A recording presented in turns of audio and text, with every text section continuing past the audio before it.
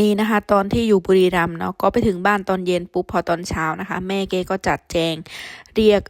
ลุงป้าน้าอาญาติพี่น้องนะคะยายนะคะคนเฒ่าคนแก่นะมาแซนขโมยนะก็คือ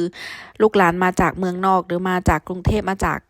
เดินทางไกลอย่างเงี้ยนะคะก็จะมีประเพณีวัฒนธรรมของชาวบุรีรัมย์เขมรบุรีรัมย์เนาะก็จะมีแซนขโมยแบบนี้เลยนะคะหัวหมูนะคะก็แล้วแต่ว่าจะทำยังไงนะคะคนเจ้าโมปีเมืองนอกเมืองนาก็โมแซนขโมยแซนสเปรย์นะก็โอยกิดดินเธอโมเตียโมโอยเนาะภาษาไทยก็คือเหมือนไหว้ผีนะคะเขาจะเคารพนะคะบูชาผีอะไรเงี้ย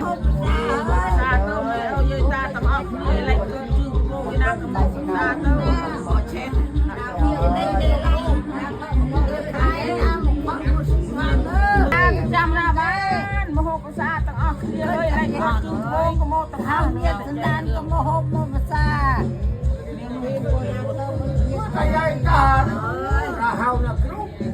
มูมานอนก็ที่อวยกับบ้านใหญ่กันอาบน้ำนู่นนี่จอมเลยนะเจ้าตั้งออกเรียนเลยจอมจังหวัดเรียนโอ้น้ำซีเมียนน้ำโอ้น้ำน้ำบ้านเราโอ้น้ำรัตนาที่รถนายทม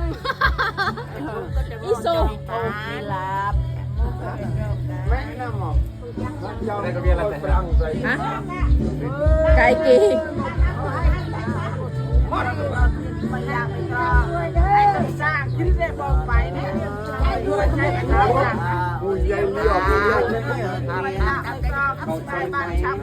บ้านเลยหน้าบ้านนั้นจะพัฒนาใจเดินตามโซเทียมให้หากินเมืองปลอดภัยมี